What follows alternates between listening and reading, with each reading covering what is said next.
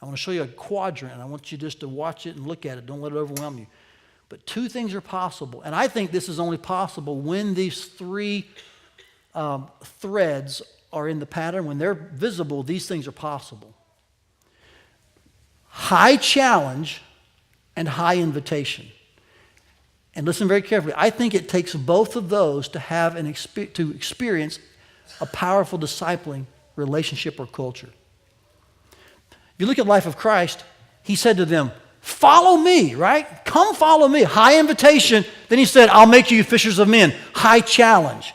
But those two things could only exist because he knew he had 3 years with them to teach them, to show them, and to immerse them. Now, Mike Breen is the one who kind of developed this quadrant, and I appreciate his work on discipleship and bringing this to our attention. It's very effective. A lot of times we want to go to one of these, don't we?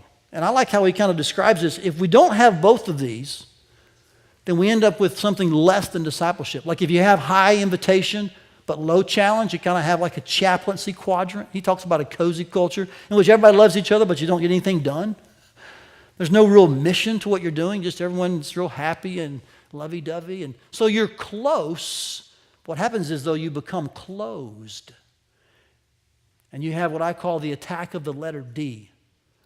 Your group is so warm and fuzzy and cozy that suddenly it's you four and no more, and you've forgotten that the real mission of discipleship is to make new disciples who have yet to hear about Jesus and to teach them to obey what you're obeying. Does that make sense?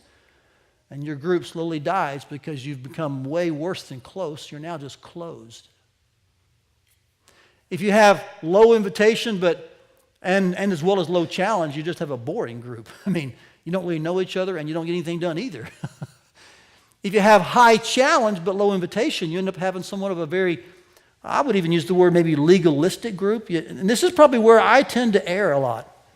I have to really watch this in my life, to not have a strong list of things you want to get done, have a high sense of mission, but sometimes, you don't want to take the time for the relationships. And so I just have to repent a good bit, ask for forgiveness, and work hard at just realizing the importance of the invitation. It really matters. Otherwise, you get kind of a really stressful, legalistic environment where they're like, man, we got a long list to do, but we don't even know who we're doing it for, and we can't even really get along. That's not effective either. What you're after is an environment where there's high invitation and high challenge, and that really only occurs when those three elements are part of our discipling pattern. When there's an audible component that we're teaching, yes, that's important. There's also an apprenticeship type element in which we're watching it occur, and then together we're immersed in a culture in which it's happening across the board.